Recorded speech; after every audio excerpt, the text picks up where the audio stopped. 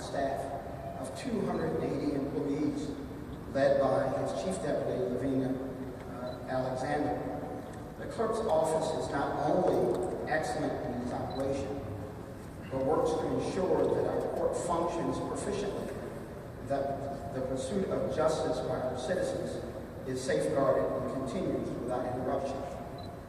It is important to know that the court is open, but the reason of the court is understood.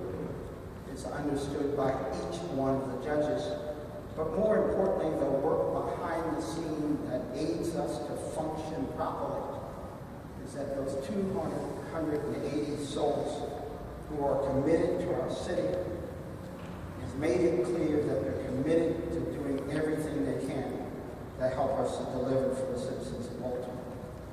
We are so happy to continue this journey together, and we look forward to efficiency. We thank you.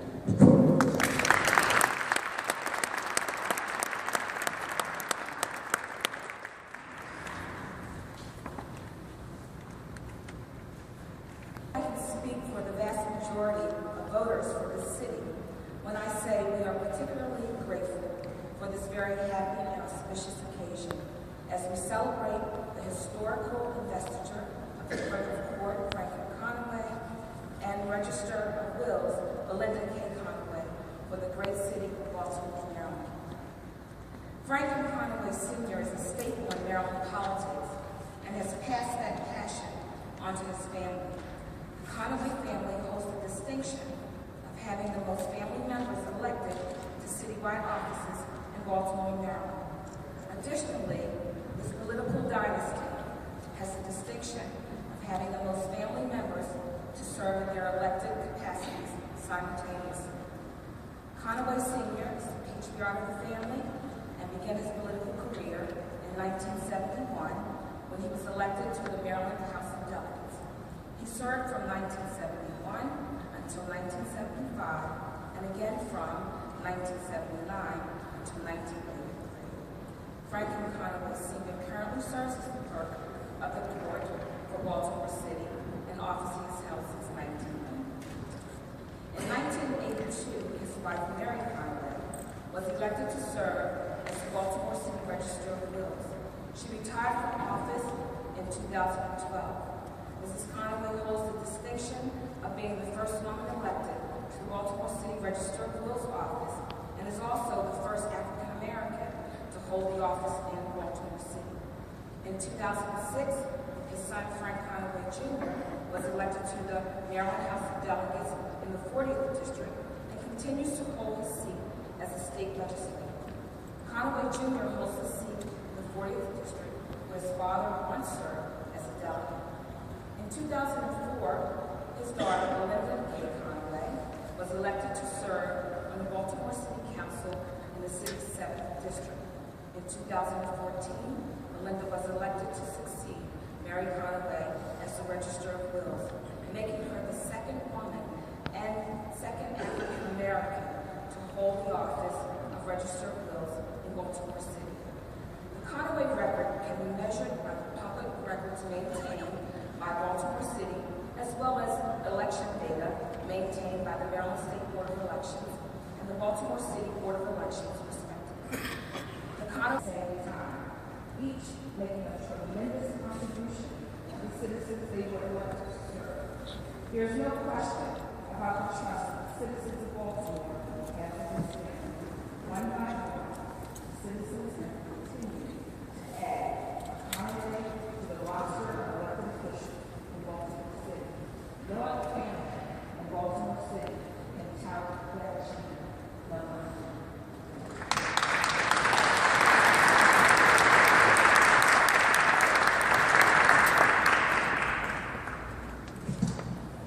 Obviously, I am not very holy, as the program says. As introduced, I'm Diana Waterman. I'm the chairman of the Maryland Republican Party. And on behalf of the governor, I wanted to extend his apology that he was unable to join you today, and also his congratulations to you and the entire family for your great accomplishments and your continued service.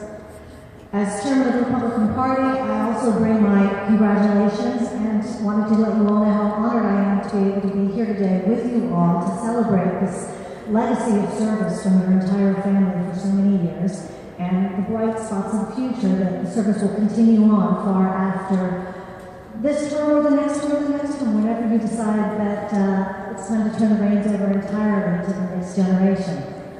But we salute all of you for your service and we thank you. And indeed, it is an honor and a privilege to be here with such distinguished guests. Maybe we don't share the same party, all of you, it's a great honor nonetheless. So I thank you for this offer and opportunity, and I also say, welcome, Mr. Conaway. Thank Frank Conaway for the invitation to come by, just to say congratulations, and to thank you for your exemplary service to the citizens of Baltimore. It's been proven that you're unbeatable. You won 5 times. So I want to congratulate you on that. Let's give him a hand. And you have been a true friend to me, and I really appreciate that. And to my former colleague, a vote that I can always count on, Linda Conaway, I just want to thank you for your services, even on the city council.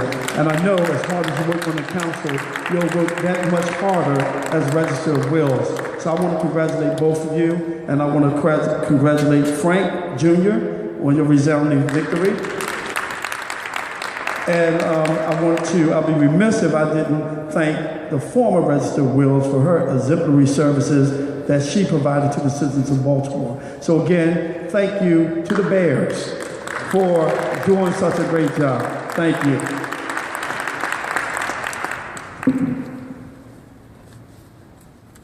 Everybody, this is truly a joyous moment for us all. I had the pleasure of meeting the Conaways, especially Belinda, when she served in the city council, and how instrumental she was in the city council. I sort of mirrored a lot of things that she did in the city council.